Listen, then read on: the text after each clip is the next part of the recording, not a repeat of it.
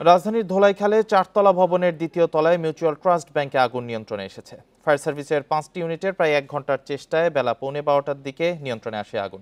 এ বিষয়ে আরো জানাতে যোগ দিয়েছেন সহকর্মী বনি ইবনে কামাল।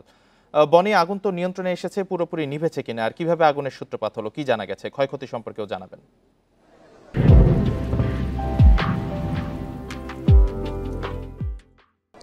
আগুন পুরোপুরি নির্বাপনে এসেছে সকাল 10:40-এর দিকে। মিউচুয়াল ট্রাস্টের এই যে ধোলাইখালের যে শাখাটি রয়েছে এখানে কিন্তু আগুনের সূত্রপাত হয় এবং আগুন লাগে। আমরা যদি আপনাকে একটু দেখাই, এই মুহূর্তে কিন্তু আসলে নির্বাপন কাজ শেষের পরে যে র্যাপিং করা হয় সেই কাজটি চলছে। আমরা স্থানীয়দের সঙ্গে কথা বলছিলাম, তারা বলছিলেন যে ট্রান্সফরমারে একটি বিকট শব্দ শুনতে পান তারা 10:40-এর আশেপাশে, এবং সেখান থেকেই কিন্তু তারপরে যে শব্দটি পাওয়া যায় সেই শব্দের পর দেখা যায় যে এটার ঠিক পাশেই যে এসি রয়েছে, অর্থাৎ ব্যাংকের যে এসি রয়েছে সেখান থেকে ধোঁয়া কিন্তু দেখতে পান স্থানীয়রা, এমনটি বলছেন।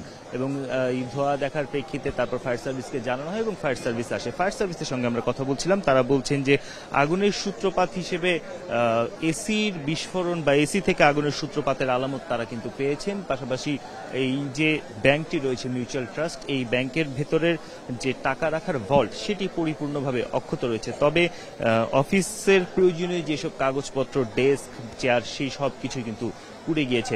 সচরাচর এই যে ব্যাংকটি রয়েছে এই ব্যাংকে আমরা যতদূর জানি যে ভিড় কিন্তু অনেক বেশি থাকে, যেহেতু আজকে ছুটির দিন, মানুষ ছিল না, সেক্ষেত্রে একটি বড় ধরনের ঝুঁকি বা প্রাণহানির বিষয়ও কিন্তু হতে পারত, সেই জিনিসটি এড়ানো গিয়েছে।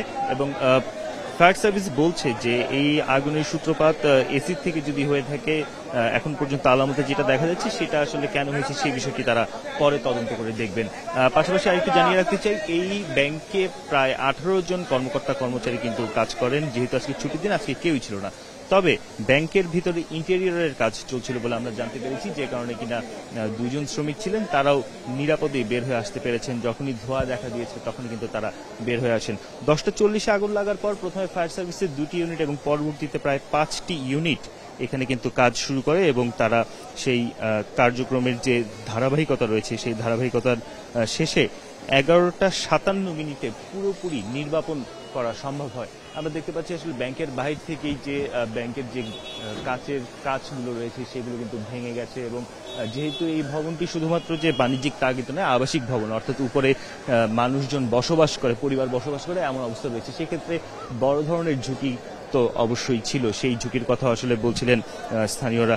তবে এখন পর্যন্ত আসলে কোনো ধরনের যে টাকা পুড়ে যাওয়া বা এই ধরনের ক্ষয়ক্ষতির তথ্য পাওয়া যায়নি।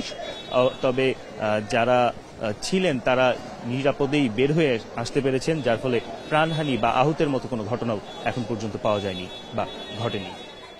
ধোলাইখালে মিউচুয়াল ট্রাস্ট ব্যাংকের আগুন নিয়ন্ত্রণে এসেছে, এ বিষয়ে জানাচ্ছিলেন সহকর্মী বনি ইবনে কামাল।